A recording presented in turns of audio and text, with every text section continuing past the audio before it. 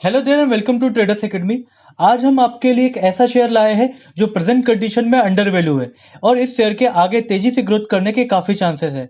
लेकिन उसके पहले हम ये जान लेते हैं कि हमारी लास्ट रिकमेंडेशन का हुआ क्या था। तो 8 नवंबर को हमने अपने दलाल स्ट्रीट वीक अहेड में 3 शेयर रिकमेंड किए थे, जिसमें से पहला था फेनोटेक्स केमिकल जिसने 41% का रिटर्न दिया।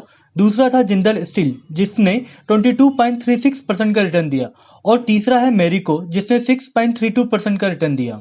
इसके अलावा एक और वीडियो में हमने कोरोमंडल इंटरनेशनल को 1 साल के लिए रिकमेंड किया था, जिसने अपनी रिकमेंडेशन प्राइस से अभी तक 8% का रिटर्न दे दिया है। अब आते हैं इस बार की रिकमेंडेशन पे, और इस बार जो कंपनी हम सजेस्ट करने वाले हैं वो हाईवे कंस्ट्रक्शन का काम करती है और इसका नाम है अशोक बिल्डकॉम। अब हम इस शेयर को क्यों रिकमेंड कर रहे हैं ये भी देख लेते हैं। तो पहली बात यह है कि इस कंपनी का पी रेशो काफी कम है।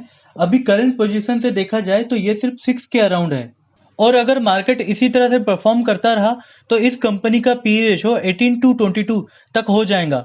यानी अगर कंपनी अपनी पिछली परफॉर्मेंस को बरकरार रखती है तो आने वाले 1 साल में कंपनी का प्राइस प्यार से 2.5 से 3 गुना तक हो जाएगा। तो चलिए इस कंपनी को हम डिटेल में एनालिसिस करते हैं, जिसके लिए हम इस कंपनी को 3 पार्ट्स में डिवाइड कर लेंगे, जिसमें सबसे पहले हम कंपनी के बिजनेस मॉडल को समझेंगे।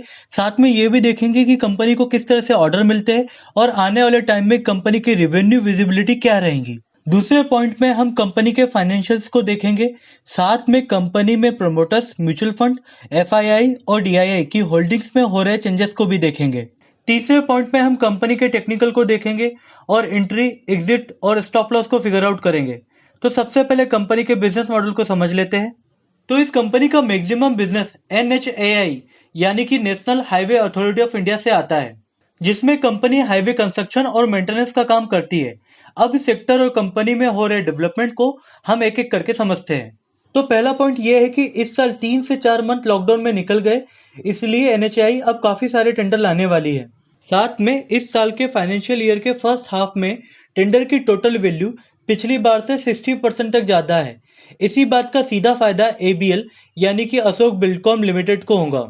आप देखिए कि इस कंपनी ने फर्स्ट हाफ में करीबन 2400 करोड़ रुपए के ऑर्डर रिसीव किए, जिसके कारण इसकी ऑर्डर बुक 9300 करोड़ रुपए तक पहुंच गई। अब अगर आप टोटल ऑर्डर वर्सेस सेल्स का रेशो निकालेंगे तो ये 2.5 है। यानी कंपनी को आने वाले टाइम में काम की कमी नहीं है और इसीलिए इसकी रेवेन्यू स्टेबिलिटी अच्छी रहेगी। दूसरा पॉइंट ये है कि लॉकडाउन और कोरोना वायरस के कारण लेबर अवेलेबिलिटी पे काफी असर पड़ा था, लेकिन अभी इस तरह की कोई दिक्कत नहीं है और लेबर इजीली अवेलेबल है। इसके साथ ही वैक्सीन फ्रंट से भी अच्छी न्यूज का फ्लो जारी रहेगा। थर्ड पॉइंट में हम कंपनी का रेवेन्यू सोर्स देखते हैं। तो कंपनी का 81% रेवेन्यू रोड प्रोजेक्ट से आता है, वहीं करीबन 10% रेवेन्यू पावर और डिस्ट्रीब्यूशन सेक्टर से आता है और 8% रेलवे से।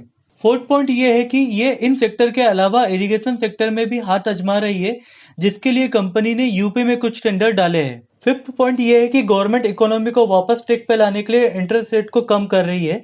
साथ में कंजप्शन को बढ़ाने के लिए इंफ्रास्ट्रक्चर के नए प्रोजेक्ट लेके आ रही है, और इन्हीं दोनों पॉइंट के कारण कंपनी को काफी फायदा होने वाला है। पहले तो कम इंटरेस्ट रेट होने के कारण प्रोजेक्ट की कॉस्ट घटेंगी।